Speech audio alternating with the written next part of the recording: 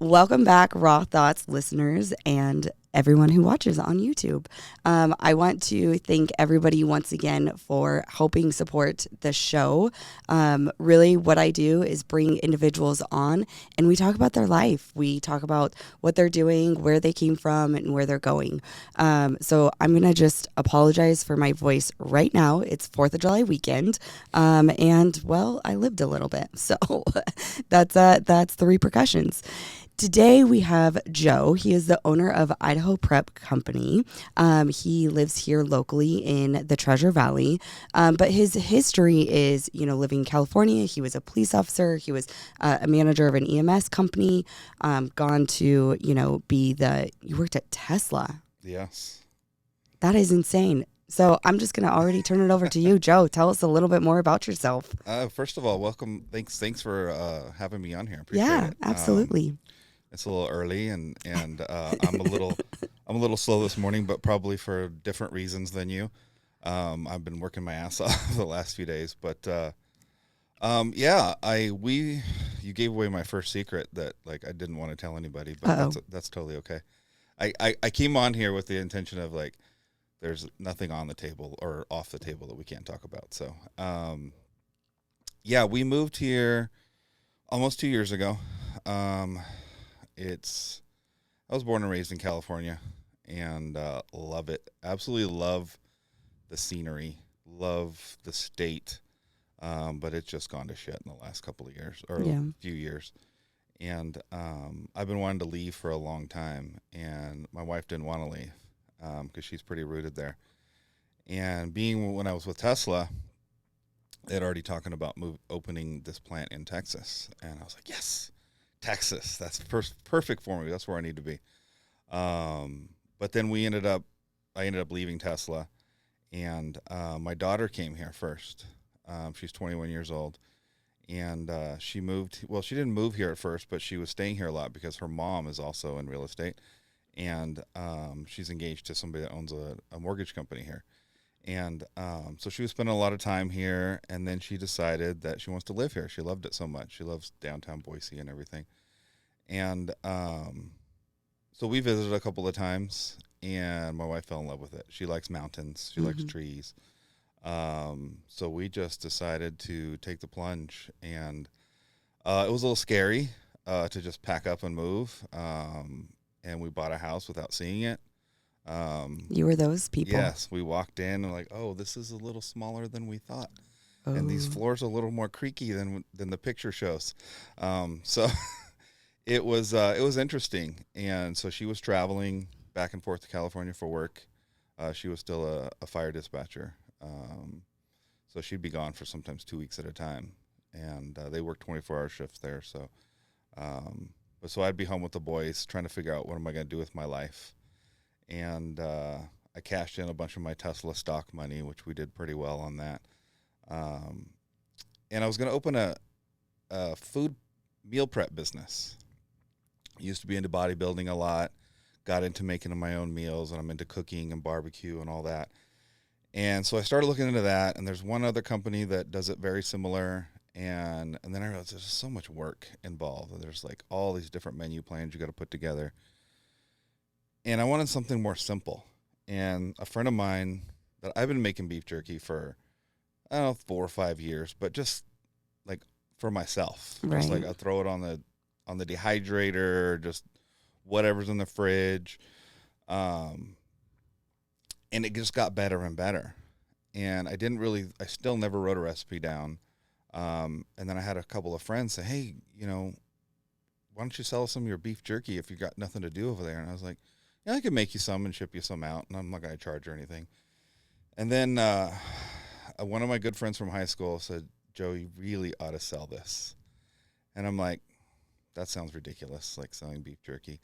But so I was like, okay. So I started writing recipes down and playing around with it.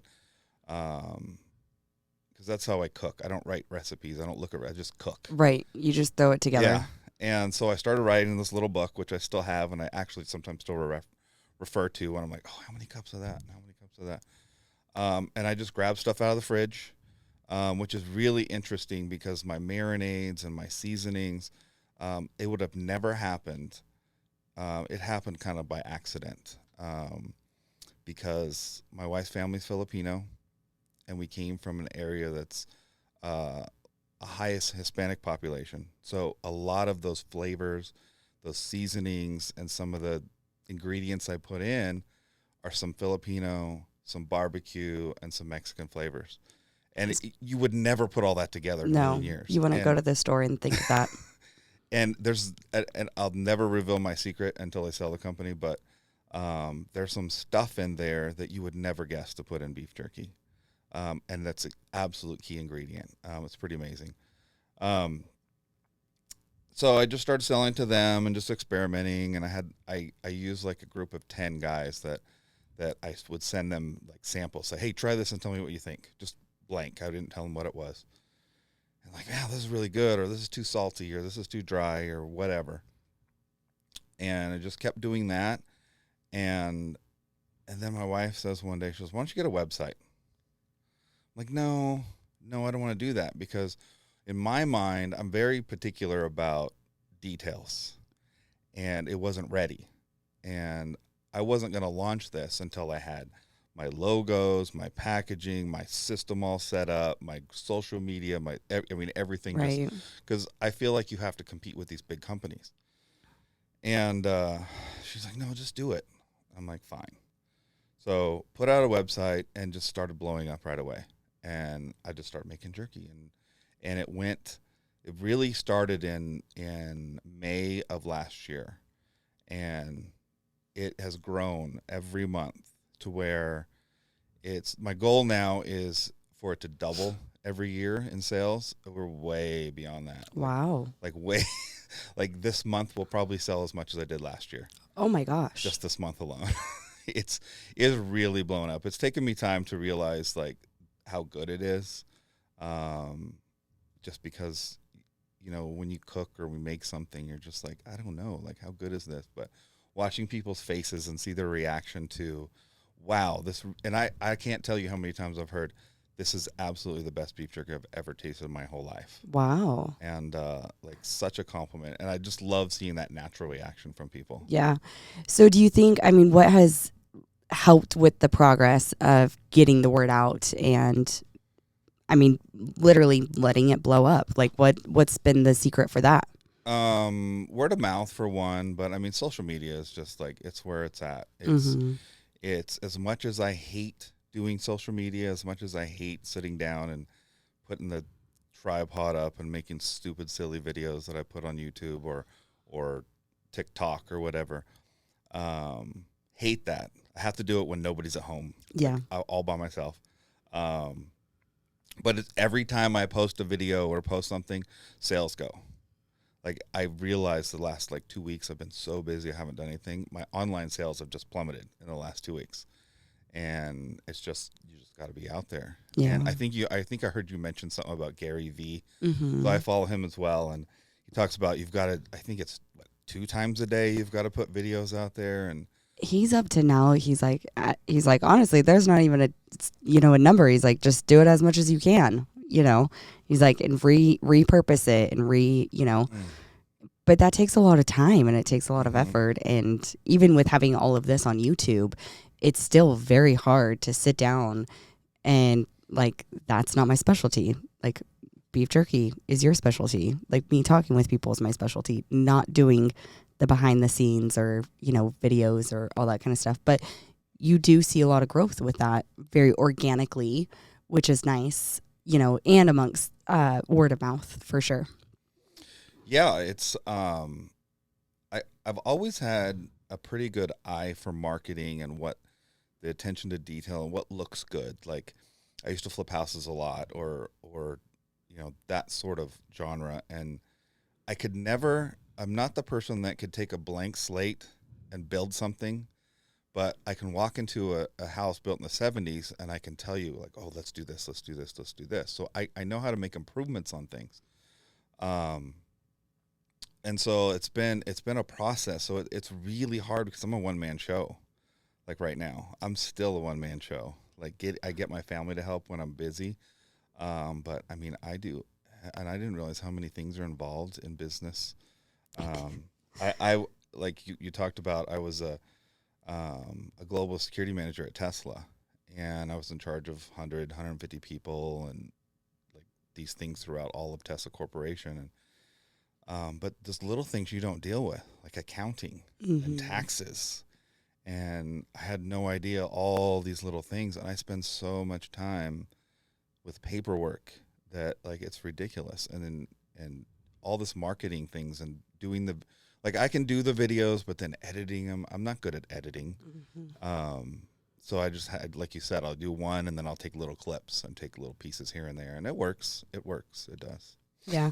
Well, and I think that's just figuring out what works and what doesn't work. And if it's not working, then don't do it. If it's working, then absolutely do it. So you talked about your logo and not having everything prepared. How did you come up with your logo?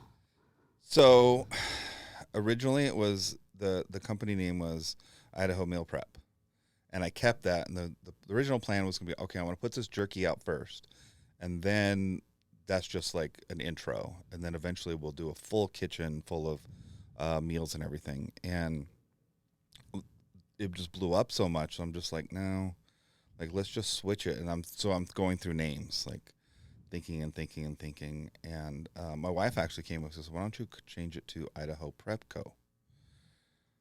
I'm like, well, that sounds good. Because it's actually co. It's not even company. Okay. Like everybody just goes to that. Yeah. And I just thought, they're going to think it's like a preppers. Like I'm in my basement, like gathering rice and bullets and water and all that this never stuff. once crossed my mind, but that's pretty awesome. I've had You could also have this jerky in those preppers. Come on. Exactly. So if there's any preppers out there, this stuff lasts. I had a lab check it out, and they said, being that it's vacuum sealed, we'll tell you 2 years right off the top. Wow. But as long as it's still sealed and there's no air in it, it'll last 20, 30, 40 years. So there you go, preppers. So it's nice. I don't have to prep. I've got, I've got tons of beef jerky in my house all the time. Just add water and I'm good. And so I was hesitant, but there's a lot of things that she's usually right about because she's looking at an outside perspective. And I said, okay, let's go with it. And then I have a friend that has a logo company, and so we started working through some things, and it just came out. I love the logo. I absolutely love it. It's great. There was guns in it for a bit, where the knives were. There was guns, and there was like other things, and it just connects. It's simple, and it's got that Idaho state symbol on there that everybody loves. Everybody, you talk about loving California, but us people from Idaho. Oh, I'll tell you what, like, I wish I would have moved a long time ago. And I can say, my wife's family's from here. Her dad was born here. Her grandparents were actually, her grandmother worked at the original Albertsons. Oh, wow. Yeah. So they were pretty rooted here, but they had to move because of the military. Okay. To Sacramento. So we're just moving back. Yes, absolutely. What has been one of your kind of like aha moments moving to Idaho, or you're like, whoa, this is not what I was expecting? Oh, so many. Oh my gosh. I don't want to talk crap about the way people drive here. So we don't know. No. So like I commuted to the San Francisco Bay Area for 5, 6, 7 years. And that's a madhouse. And people say that the drivers there are bad. They're not compared to I think the problem here is that it got so busy so fast. So people are used to the Sunday morning drive. Yeah. And then now we've got all these cars coming from everywhere, and it's insane. I have 6 or 7 friends that all moved here at the same time from the same small town, like 18,000 people in this town. Wow. And we have lunch every month, and it's pretty cool. But I brought up one day, and I was like, is it just me, or the driving worse here? And they're like, oh, no, it's way worse here. I mean, but, yeah. Then when it comes wintertime, summertime, or like good weather, we definitely know who are Idaho drivers. And then come wintertime, we're like, oh, that's Californian. Oh, that's Californian. It's just different. But I think you're right. We expanded so quick and so fast. And I think, especially from growing up here, I'm used to the back roads. Like, it's just being another car or a 2-lane or, then you just get more people. And then, you have to react a lot more than, being proactive. And it is strange. But I think Idaho drivers have always sucked because we're just like, la, la, la. Like, did you see that? Like, what's going on? Like we just have had no care in the world, where back where you're from, you have to pay attention, and the flow of traffic honestly goes so much better down there than it does here because, people are like, well, I'm from here. This is how we do it, and I'm like, okay, that's not always the best thing to do. Yeah, and I noticed every driver here is like this as they're driving their phone. Like everyone, like old ladies, like that shouldn't be looking down at their phone or looking down at their phone, and it drives me nuts. But yeah, it is what it is. Hey, that's okay. But I mean, it's been so like the best move I've ever made in my life. I can tell you, like, it's scary going to a place where almost no one, and but I got into I coach sports. I coached youth football and youth baseball, and got my kids in it right away, and so we got rooted into sports. And we're in Nampa, so it doesn't feel like a town that's like 120,000 people or whatever it is. It feels like a 25,000 population town because it seems like everybody knows everybody. And I don't know if it's like maybe because I'm in the youth sports circle and the people with church and politics and other things that we're kind of blend together, but it seems like I'm constantly running into the same people. Like, oh yeah, I know you because I coached with your brother and this and that. And it's really interesting. Everybody's so nice too. Good. Like that's what brought us here originally. We were looking at a couple of houses, and we were visiting, and we're just like, why is everybody so nice? Like, what's going on? And I had this conversation with a guy he was from Southern California. We were at the Boise State football camp with my kids, and he's African American guy, and he moves here, and he goes to Meridian, and he's like they pull up with the moving truck. And all these neighbors are coming out. All these white neighbors are coming out. Like, what, hey, like what, can I help you? Like, do you want us to help you move? And it took them a minute to realize, like, oh, they're not out to get me. Everybody's so freaking nice here. And so stop being nice if you don't want people to move here. That's one. But no, I'm kidding. Be nice.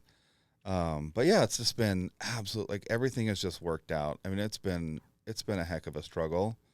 Like, my wife changing careers and going into the loan business. It's funny because my plan with my business was to wait till she built up, and I was kind of support the kids in the house and kind of stay-at-home dad stuff. But it's tough. Like even with the market when we first moved here, it was pretty busy, but it takes time to get rooted and to get to know people and get your clientele built up. And she's not the hard push sales kind of person. She's super nice. She's awesome. I told her, she's like perfect for that kind of business because she's nice. She's friendly. You can trust her. She's not somebody that's going to sell you something that you don't need. Yes. Yeah. And so what she's been doing more is she's building up like a base of like customers and not necessarily sales. So she's really good she's got so many connections now and building up a really good foundation. And I think what's good is with the market really having some, struggles or whatever you want to call it right now. Turbulence right now. Yes. I see there are already people dropping out left and right, and she's there and she's got a good foundation. And so it's been taking longer than what we expected to build up. So it's been a struggle, like financially, and then every penny I have is being put into this, and you've got to make a lot of sales to actually make a living off of things you sell online. So, but it's finally clicked, and like we're really starting to like roll, and I'm starting to think of like, okay, what's next? Like 3 steps ahead. We're going to have to get a bigger facility, and we're going to have to start hiring people, and I'm actually cutting off business now instead of driving business. So I've got a lot of wholesale customers, And I'm now having to tell them, nah, sorry, Wow. I can't sell to you right now Yeah. because I'm making as much as I can sell. Wow. And, you know, with wholesalers a discount. And So do you have, I mean, what is the process of you making this jerky? I mean, from the beef that you get to the facility that you're at, like, what is that process? So one thing that was important to me was I wanted to make something as healthy as possible, as natural as possible. I used to read ingredient labels, not necessarily for the ingredients, but because it was in bodybuilding, like how much fat and how many carbs and all this stuff's in it. But scroll down to the ingredients on anything, and there's so much stuff in there that you've never heard of. Right. All these acids and preservatives and red dyes and this and that, and like, why would you put that stuff in something so simple?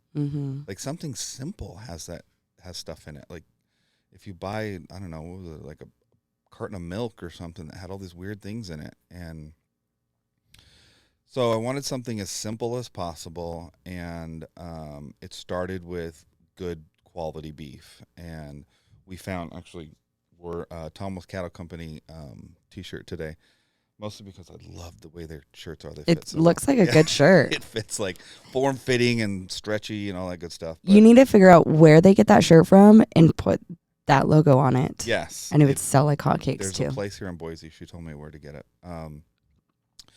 Anyway, so I connected with them, and I was just using like beef from beef suppliers. So it was coming from Canada, from Oregon, from not too far away, but just random, beef that you would get like at the grocery store. And I always want to keep everything as local as possible, and that's a theme here, I think. Yeah. And it's really nice because everybody seems to help everybody in that manner. Like if you've got a business, a local small business, like everybody just jumps out of the way to help you, which is so awesome. But so I got a couple of cases of their beef, and we gave it a try, and it elevated the flavor, just like took it a whole nother notch. I think it was good before, but it's hard to explain, but it just like gave it a more robust flavor. And so what we do is, and to give you our sales pitch, that'll give it when we're out selling, but everything starts with all natural Angus beef. They're actually rated. They have a rating for ethically raised. Wow. So they're ethically raised. They're hormone free, I believe, all natural, certified Angus. And so we get it from them, and we age it 4 to 6 weeks before we touch it. It's wet age, so we leave it in the cryovac container for 4 to 6 weeks. What that does is, I've noticed that when I first started working with them, we were getting beef like a week after it was processed. Like this cow was running around a week ago, and now I'm making beef jerky, and it was coming out tough, and it had that meat had to break down a little bit. It's like when you go to a nice restaurant, you eat an aged steak, 30, 60 day aged. That's why it's so much better, because it's got to break down the enzymes and everything. So we let it age for 4 to 6 weeks, and then we process it. So what we do is we use a different cut than most beef jerky companies use. Most of them use a really lean cut of beef, like a top round or something, because they don't want that fat in there.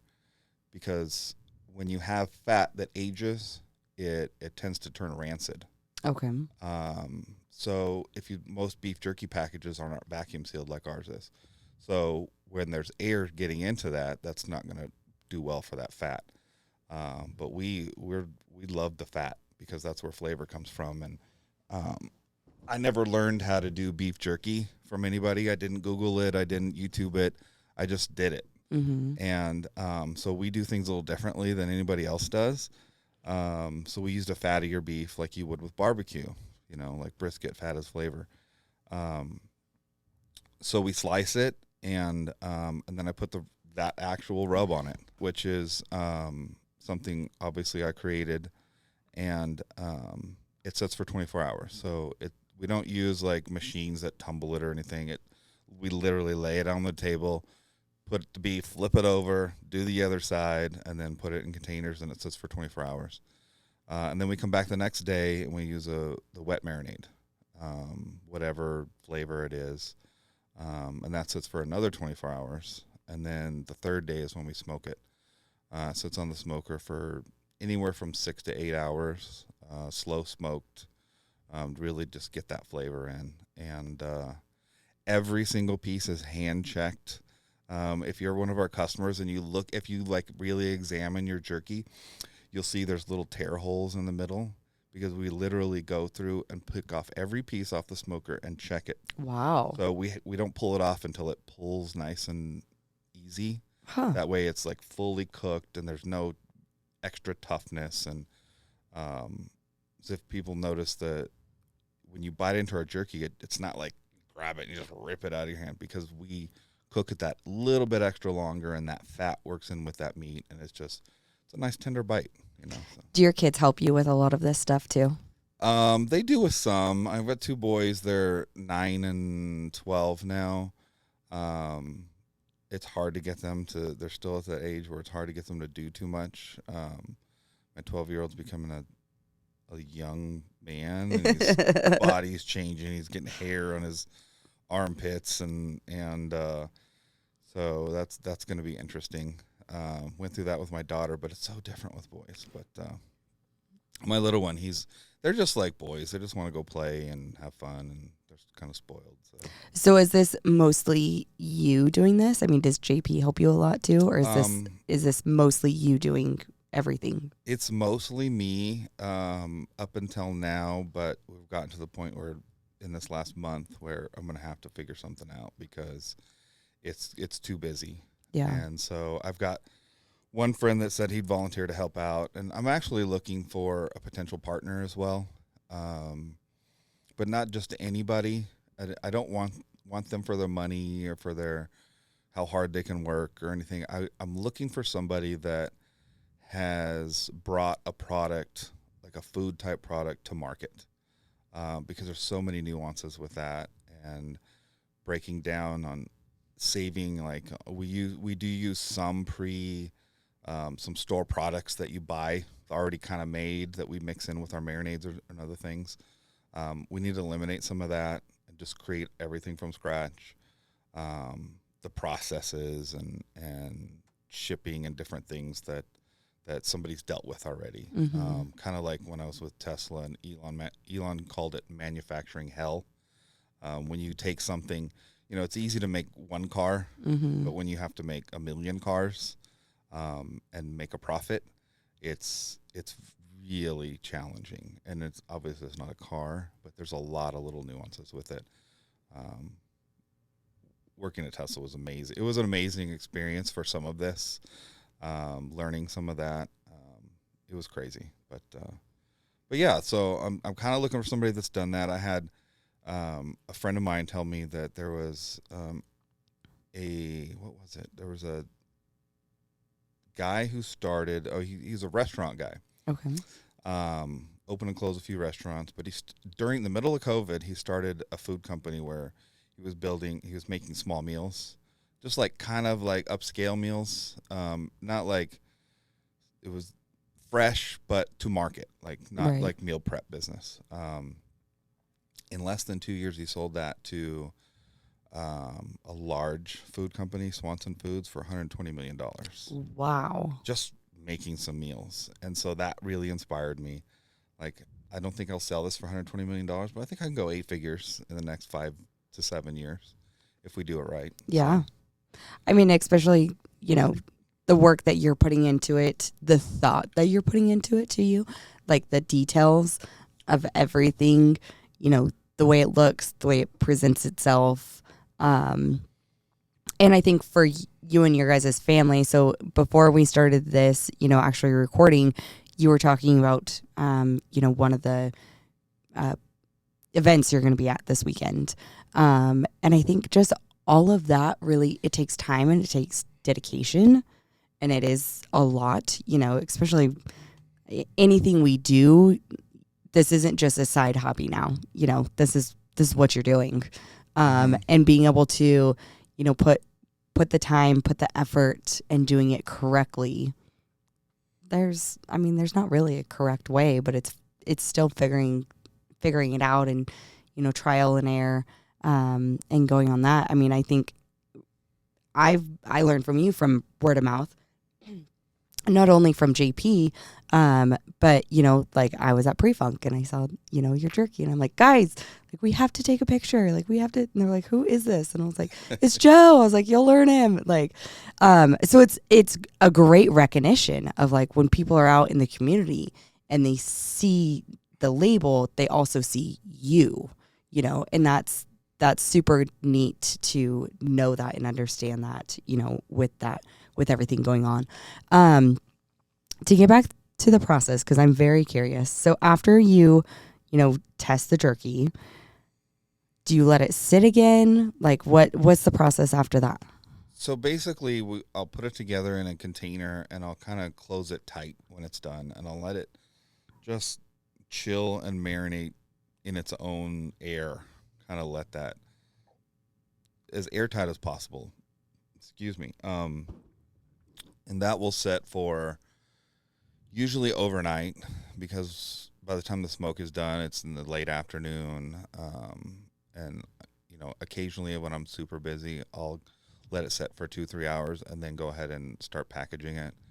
But usually it's overnight.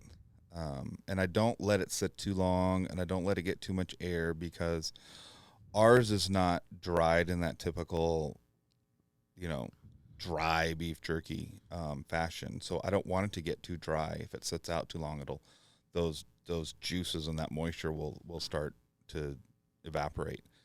So we get it as packaged as soon as possible. And the other good thing about vacuum sealing is when you have a more moist beef jerky, it infuses that flavor all into itself, that the whole time it's sitting there. So by the time you actually get it out of the package, it's almost compressed into one big old chunk of beef. It's amazing. It's amazing. It's really good. And it's been fun. And that's funny, as you mentioned Pre-Funk, like they live across the street from us. Gotcha. Okay. So that's how we ended up hooking up with them and like, hey, you want to try it out? And it's just been our first wholesale customer was right here in downtown Boise, was Idaho Maid Store. Okay. They feature a lot of local craftspeople, and they just reached out to us last, I think it was October, November, right before the holidays. And like, hey, we want to carry your stuff. And I was like, wow, really? Like somebody wants to carry my stuff in their store? That's awesome. And then they were just like huge customers. I guess they get really busy in the Christmas time. So great, definitely want to support and plug them. But it's been amazing, like the whole process and just the way everybody supports each other. It's just been, it's fun. And like you said, there's so many little things that you learn along the way, I'm working my ass off, like harder than I've ever worked. Like my back hurts every day, but it's for me. Right. I'm not putting in these 16-hour days for Tesla or for Elon or for anybody else. And I worked for years and years doing that. And I was not always a good employee, because I always knew there was a better way to do things. And I don't like the politics of the office. I don't like the way things happen so slow. Like, if you want to change something at a big company, forget about it. It takes you a year, and you may not ever get there. And you may have an even bigger problem by that point. Yeah. I had one. It was one of my EMS director. This was his philosophy, and it drove me absolutely bonkers. You worked in EMS, so know there's like the hot button stuff that comes up, right? Yeah. Like this week, it's whatever, staging on calls because of you had 2 or 3 calls in a row of this or whatever, right? And his way of dealing with it was ignore it, because in a couple of weeks something else is going to come up and take its place. Wow. Yes, that was his way of dealing, and he's right. Yes, but then you have this revolving circle that eventually comes back around again, and you just keep dealing with the same nonsense all the time because you never resolve it. Right. And so I just got so tired of that stuff. And I have had so much friction at places I've worked, and Tesla included. Like, Yeah. in the middle of COVID, when we were working and going through all that, and the riots and stuff that were happening that summer, because I was on the security team, and so I was in charge of. My job was I was in charge of access control and emergency communications for the whole company. So right in the middle of all that, it was just insane. And so I'm working 18, 20-hour days, keeping up with these protests and everything. Wow. And at some point, I'd rather make less and be happy and spend more time with my family, which is what's really important, than, we both went from making 6+ figures, but we had expenses, like we were spending like $3,000 a month on childcare. Wow. Just childcare. I think our monthly gas bill was $2,000. Yeah, I mean, we're talking like $5,000 just for childcare and gas. Wow. So. Well, then you're also working so much you don't even have time to spend. You know what I mean? That's why you're paying for the childcare, because you're not spending them with it. And I think one thing that COVID has, definitely helped with is just that mindset of like, what are we actually doing in our lives? Like, what are we what actually matters? Mm-hmm. And a lot of the times the things that, these big companies or, the problems that we see within it is like, I don't want that for the rest of my life. Like, I have the ability to change. I have the, ability to decide that I want something different. And I think, especially with you guys moving up here, during all of that, and starting a business, like, it's no right time to start a business, but starting a business is the right time. You just have to do it. And it's the same thing with work. It's like, yeah, sometimes you just have to do it. But there's other times where it's like you get to a point and you're like, I'm not doing this anymore, actually. Mm-hmm. Like, I'm done, So you were a police officer first. Yes. Okay. And what was your, I guess, tipping point to getting out of being a police officer? Well, I'm like I said, I'm one of those people that questions too much, apparently. So if things are done a certain way, and I left law enforcement in 2006. Okay. And it's changed a lot since then, but it was when I was in it, it was very militaristic. Can't get that word out, but you didn't question what your supervisor told you. You didn't make waves. You didn't think of different ways to do things. You just did it. You shut up and did your job. And I'm not like that. And so I caused a lot of issues. And so people didn't like me up above me.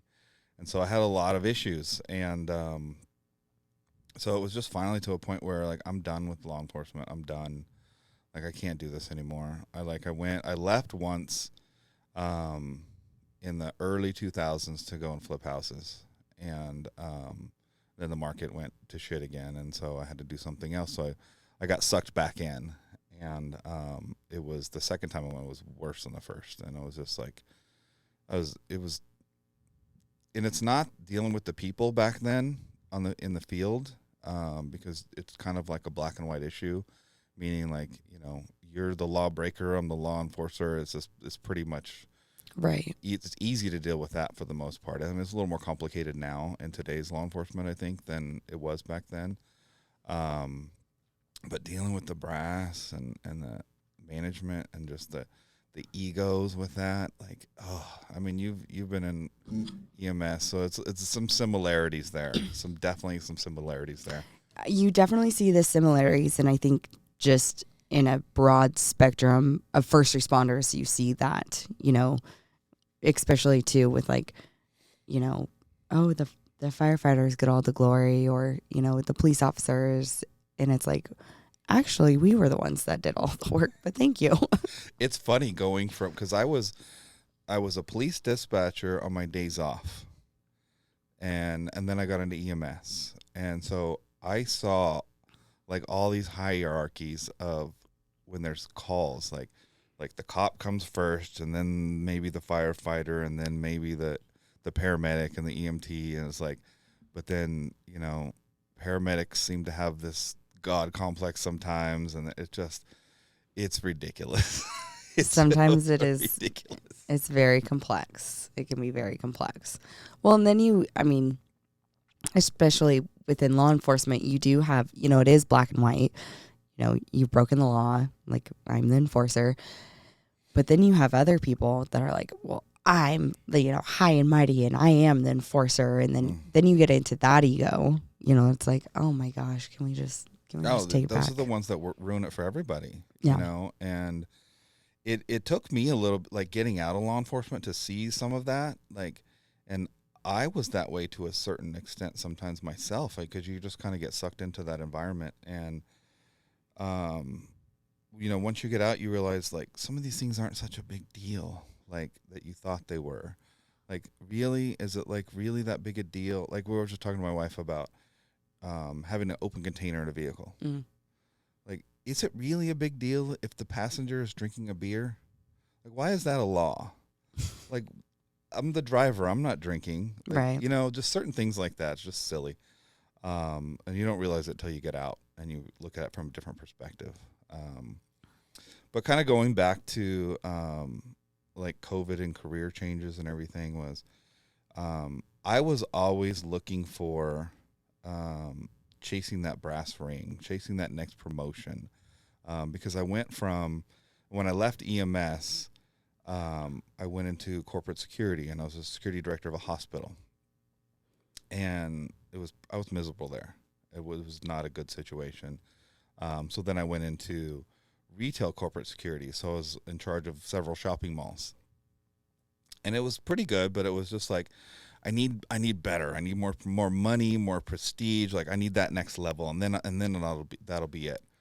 And I finally got on with Tesla, and I was first hired on to security manager for the plant in Fremont, and did that for a bit. And then I was like, what's next? And so I got promoted from that to access control manager, and then to eventually where I was. And each time was like this little bump in pay, a lot of bump in responsibility.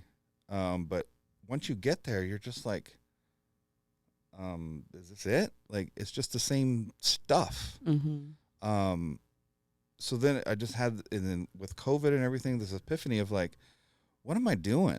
Like, what is my purpose? Like, and I know a lot of young to middle-aged men struggle with, like, what's my purpose in life? What am I here for? Like, what's the ultimate goal? And then I started thinking of, like, all these people dying, and like, I had a guy die of a heart attack as he's walking to work one day at Tesla. Whoa. And I was like, I'm just thinking, like, I don't want to do that. I don't want to die at work here. Like, I've got so much that I could do. And like, I mean, you're talking about babysitters and stuff. We would drop off our kids sometimes because I would have to work out of town or all night. And so I'd have to drop off a babysitter for a day or two while she was at the fire department for a day or two. So it was just like, it was an awful way to live. And to what end? To accumulate all this stuff, Right, that you can't take with you when you die. Like, there is no, I think Denzel Washington said that, you'll never see a U-Haul behind a hearse. Oh, yeah. Because you can't take that shit with you. You literally cannot take it with you. So, like, and it just, like, all these doors started opening up, like, thinking of, like, other people and the way they live, and, like, reading studies about people in third world countries are literally happier than we are here. Like, a guy living in a dirt hut in wherever lives a happier life than I do with all these things. Yeah. And then I started thinking more of, like, okay, well, that person's no different than me. That's just a dude that lives on that side of the earth. Yep.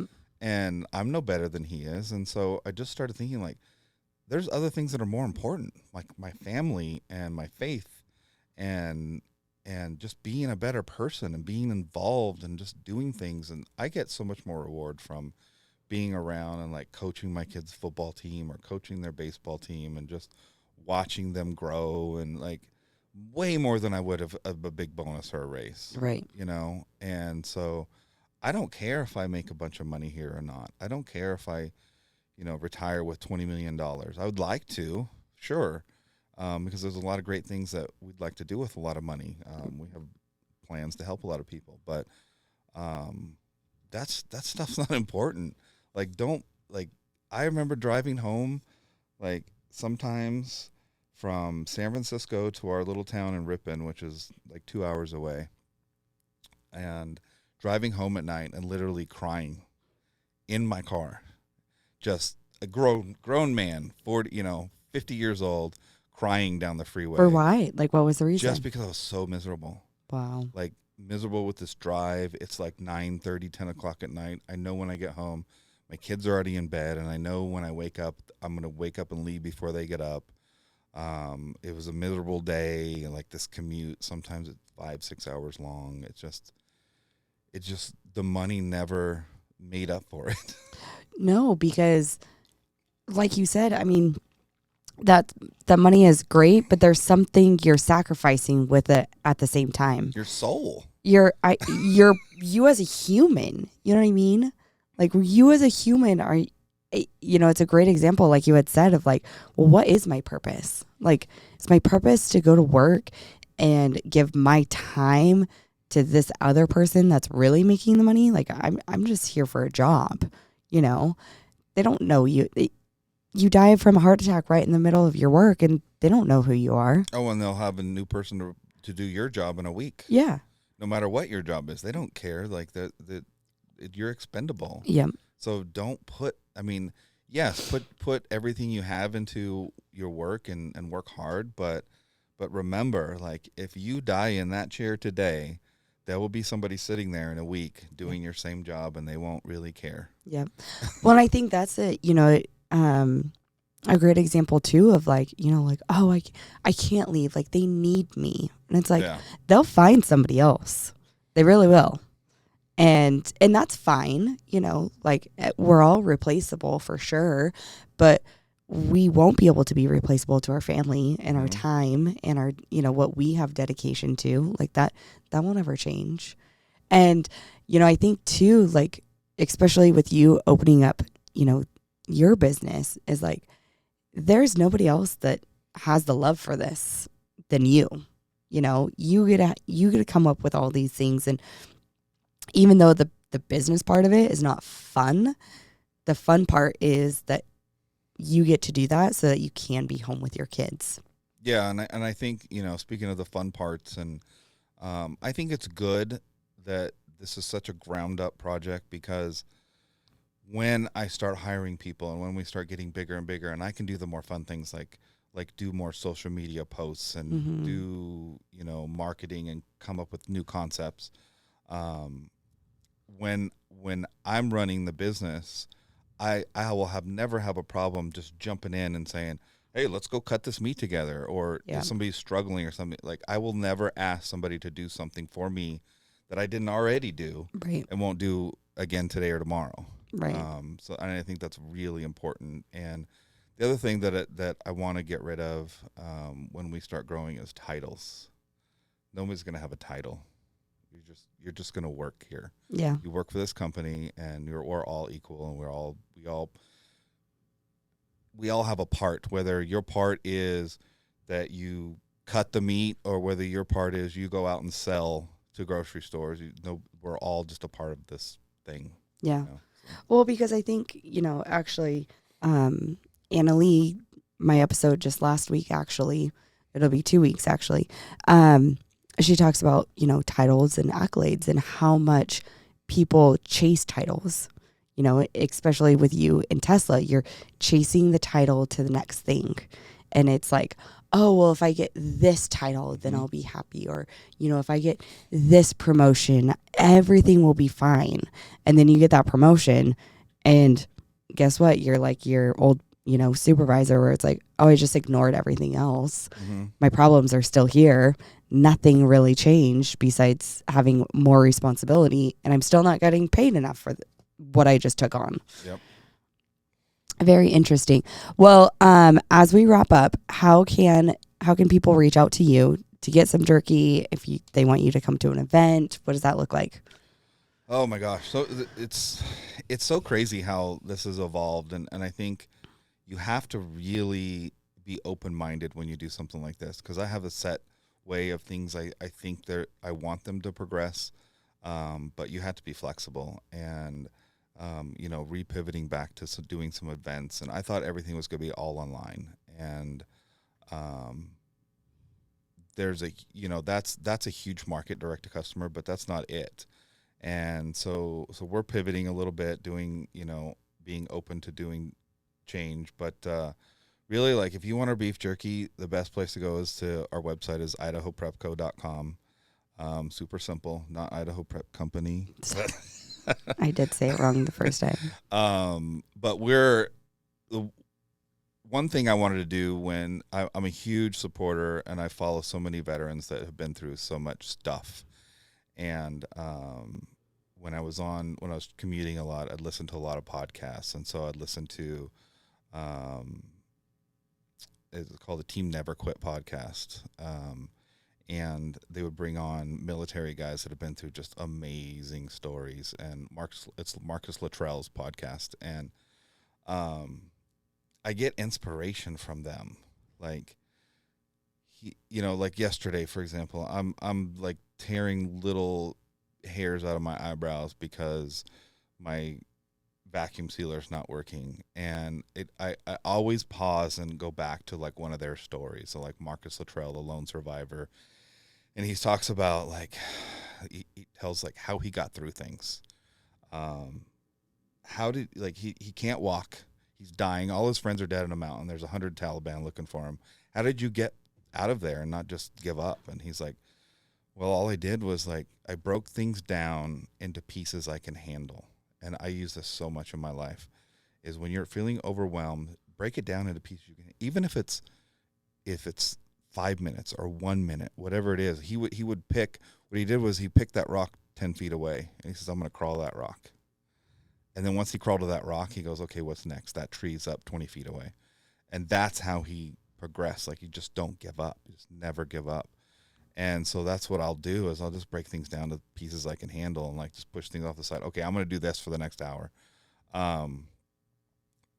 But, progressing forward, like I see, like, I would like to sell this company one day, but it depends on if my boys want to grow up and be a part of it. If it's something they're going to be a part of, then, but I really want to keep it in the same style of all natural, wholesome as much as possible, simple ingredients. I want, there's no coincidence that you can see the jerky through the package. A lot of beef jerkies these days, you can't even see it before you open it up, because I want people to see how clean and how like the big pieces of jerky. And I don't think we want to go to a big market like Costco and Albertsons and things like that. Whole Foods maybe. I want to keep it small quality. We just landed a nice farmers market chain in California that I think it'll do well there. But yeah, just grow. And I mean, the whole purpose is we want to do a full snack line. That's why we call it artisan snacks, not beef jerky. I want to do some dried fruits and nuts. And I'm working on a trail mix with beef jerky in it.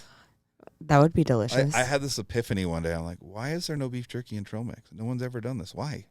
Like, why not? How good would that be? A nice little piece of beef jerky. You know how great that would be? Like, to go, like, I think exactly like going hiking. Mm-hmm. I can just have one trail mix instead of jerky and trail mix. Exactly. So yeah, just keep on expanding and see where it takes us, Well, that's very exciting.